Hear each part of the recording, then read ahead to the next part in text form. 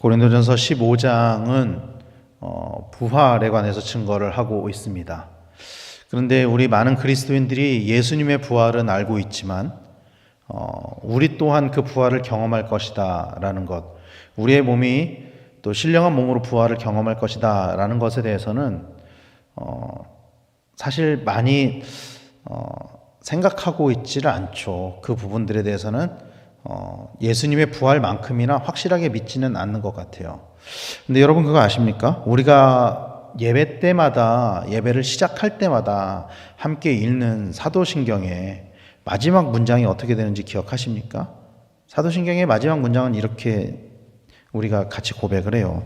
나는 성령을 믿으며 거룩한 공교회와 성도의 교제와 죄를 용서받는 것과 몸의 부활과 영생을 믿습니다.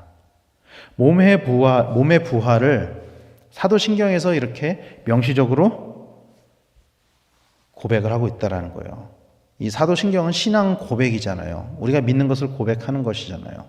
몸의 부활은 성경에도 기록되어져 있고 또 우리가 날마다 신앙적으로도 고백하는 이 사도신경에도 기록되어져 있다는 것입니다. 이 몸의 부활은 우리가 읽은 그 고린도전서 15장에 기록된 그 몸의 부활을 말씀하는 것이죠. 그리고 그 부활은 우리가 지금 입은 이 육신이 아니라 신령한 몸으로 부활한다라고 성경은 말씀하고 있습니다. 사실 부활이라는 것의 전제는 죽음이 반드시 동반돼야만 부활을 하는 것이 맞지만, 그러나 성경은 반드시 죽어야만 부활이 가능한 것이다 라고 말씀하지는 않는 것 같아요. 그렇게 말씀하지는 않아요. 오늘 본문 50절은 이렇게 말씀을 하고 있습니다. 형제들아, 내가 이것을 말하노니 혈과 육은 하나님 나라를 이어받을 수 없고 또한 썩는 것은 썩지 아니하는 것을 유업으로 받지 못하느니라. 이 말씀의 구조를 보면은 혈과 육이 하나님 나라를 이어받을 수 없다라고 말씀하고 있고요. 또 후반부에는 썩는 것이 썩지 않는 것을 유업으로 받지 못한다라고 말씀하고 있죠. 여기에서 하나님 나라와 썩지 않는 것은 사실상 같은 개념이죠. 하나님 나라와 썩지 않는 것. 그렇다면 앞부분을 가져오면은 혈과 육으로도 또 썩는 것으로도 하나님 나라를 받을 수 없다라고 말씀하고 있어요. 여기서 혈과 육은 우리의 살아있는 육신을 이야기를 하는 것이고요. 썩는 것은 죽은 육신을 이야기를 하는 것이죠. 즉 부활은 신령한 몸으로 이어받는 것이다 라는 것을 다시 한번 반복해서 말씀하고 있는 거예요. 이 말씀은. 그리고 신령한 몸을 우리가 얻기 위해서는 부활에 반드시 참여해야 한다 라는 말씀인 것이죠. 그런데 우리가 지금 입고 있는 이 육신은 신령한 몸은 아니잖아요. 신령한 육체는 아니잖아요. 그렇다면 우리가 어떻게 부활에 참여할 수 있느냐, 우리가 어떻게 이 부활의 영광에 참여할 수 있느냐 하는 문제가 남게 되는 거죠. 성경에서는, 오늘 본문에서는 살아있는 사람, 이 혈과 육을 가진 사람, 즉 이 바울의 이 고린도 교회에 보낸 편지의 수신자인 고린도 교회 성도들에게 바울이 이 부활의 때를 어떻게 말씀하고 있냐면요, 예수님의 재림의 때와 동일시하고 있어요. 같이 여기고 있다라는 것입니다. 그 날에 살아있는 사람과 죽은 사람이, 혈과 육을 입은 사람과 또 썩을 육신을 입은 사람이 함께 부활의 영광에 참여할 수 있다라고 오늘 본문에서 바울은 말씀하고 있습니다. 그래서 51절과 52절 말씀을 보면은 이렇게 말씀하는 것이죠. 보라, 내가 너희에게 비밀을 말하노니 우리가 다 잠잘 것이오니요 마지막 나팔에 순식간에 홀연히 다 변화되리니 나팔 소리가 나매 죽은 자들이 썩지 아니할 것으로 다시 살아나고 우리도 변화되리라. 이렇게 말씀하고 있죠. 바울이 이렇게 말씀하고 있어요. 우리가 다 잠잘 것이 아니다. 다 죽게 될 것이 아니다. 이 부활을 혈과 육으로도 경험할 사람이 있을 것이다. 그러면서 그 혈과 육으로 경험하는 그 때를 뭐라고 묘사하고 있냐면은 나팔 소리가 나매, 나팔 소리가 나매, 마지막 나팔에, 이렇게 말씀하고 있어요. 마치 요한계시록의 그 7 나팔이 불 때를 연상시키는 그런 말씀인 거죠. 예수님이 다시 오실 때 그 날을 말씀하고 있는 것이죠. 그 날에 죽은 자들도 변화되고 우리 살아있는 자들도 변화된다. 호련히 변화된다. 이렇게 말씀하고 있는 것입니다. 그래서 마지막 날에는, 예수님이 재림하시는 그 마지막 날에는 산자와 죽은 자가 모두 그리스도 안에서 부활을 경험하게 된다라고 바울은 이 부활에 대해서 말씀하고 있는 것입니다. 우리가 알고 있는 것처럼 바울을 비롯한 초대교회 성도들은 자신들이 죽기 전에 예수님이 재림할 것이라고 믿었었어요. 2세대가 가기 전에 예수님께서 다시 오실 것이라고 말씀하셨기 때문에 자신들이 죽기 전에 예수님의 그 승천을 받던 그 사람들이 다 죽기 전에 예수님이 다시 재림할 것이다 라는 것을 믿었었다라는 거예요. 그리고 이 고린도 전서가 쓰여진 시기는 아마도 추정컨대 AD 55년 전후로 추정이 되거든요. 그러니까 예수님 재림 이후에 대략 25년쯤 지났을 때니까 아직도 살아있는 자들이, 예수님의 재림을 목격했던 자들이 예수님의 재림을 기다리면서 살았던 시기라는 것이죠. 그래서 그때 자신들도 예수님과 같이 신령한 몸으로 부활할 그것을 믿고 있었고, 바울도 고린도 교회 성도들에게 그날을 기다리며 그날을 소망하라 이렇게 권면하고 있는 말씀인 것입니다. 그리고 그 부활의 때를 기다리면서 믿음이 흔들리지 말라, 오늘 말씀은 그렇게 말씀하고 있는 것이죠. 사랑하는 성도 여러분, 신앙생활을 하다 보면은 때로는 우리의 믿음이 흔들릴 때가 있습니다.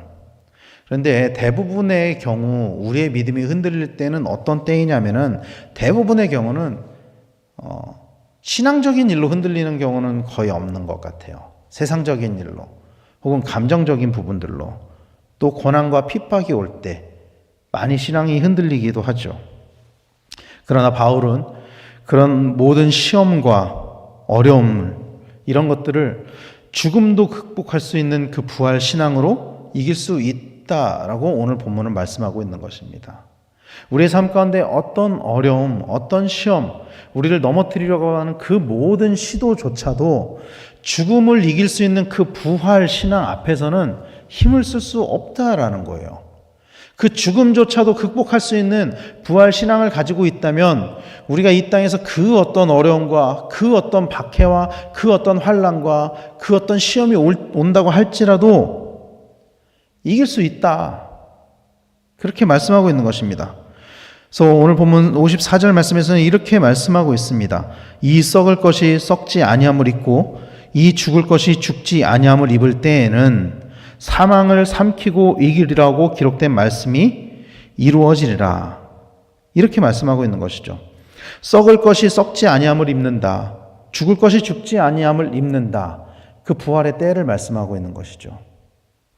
그때는 사망을 삼키고 이기리라.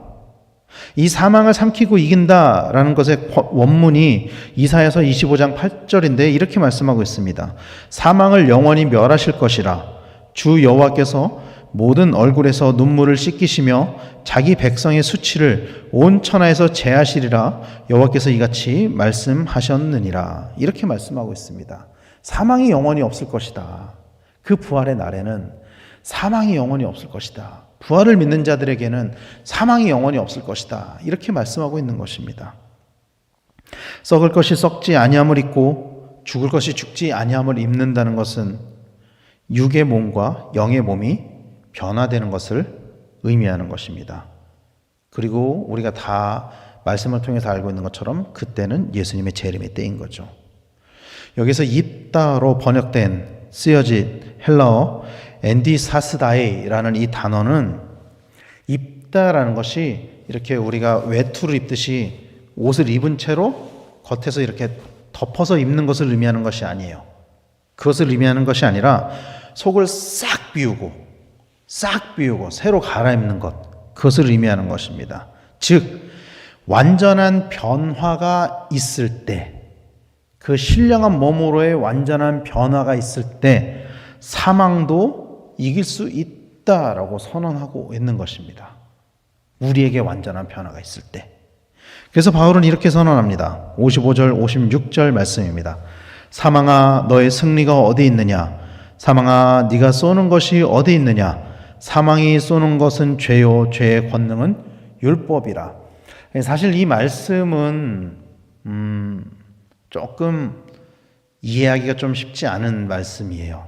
해석하기가 좀 쉽지 않은 말씀이에요. 이 말씀은 우리가 읽는 성경이 이 개역 한글에서 개역 개정으로 바뀌기는 했지만 여전히 1950년대에 쓰던 말투들이 이렇게 기록이 돼 있는 것이기 때문에 이 말씀을 다른 번역으로 읽어보면 조금 더 이해하기가 쉽거든요. 그래서 이 말씀을 현대인의 성경으로는 이렇게 번역하고 있어요. 한번 들어보세요.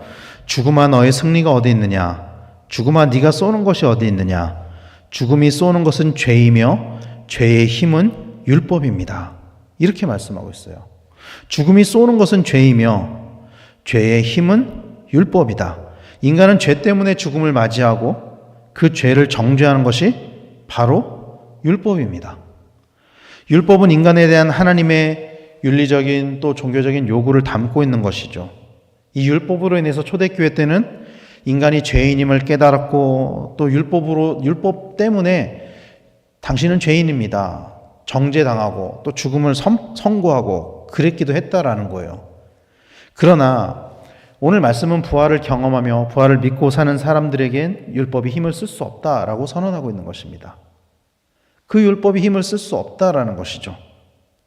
왜냐하면 첫 번째 부활이신 예수님이야말로 율법의 완성이기 때문입니다. 사랑하는 성도 여러분, 예수님이 나의 주인이 될 때 죽음은 내 안에서 힘을 쓸 수 없습니다. 믿으시길 바랍니다. 예수님이 온전히 우리의 주인이 될 때 죽음은 우리의 삶 가운데 힘을 쓸 수가 없어요. 초대교회 성도들도 그들이 죽음 앞에서도 믿음을 지킬 수 있었던 이유는 예수님이 그들의 주인이었기 때문입니다. 죽음조차도 그들에게 힘을 쓸 수 없었다라는 것입니다. 내 안에 예수님을 닮은 그 거룩함이 주어질 때, 내 안에 예수님의 온전한 주되심이 이루어질 때 이 죽음이 나에게 쏠 수 있는 그 관역이 사라지기 때문에 그 관역이 사라지는 거예요. 그 죽음의 목적지, 목표지가 사라지는 거예요. 그렇기 때문에 죽음이 내 안에서 힘을 쓸 수 없다라는 것입니다. 사망이 쏘는 것이 죄라고 말씀하고 있잖아요. 그러므로 우리는 예수님을 닮은 거룩한 삶을 지향하며 살아가야만 합니다.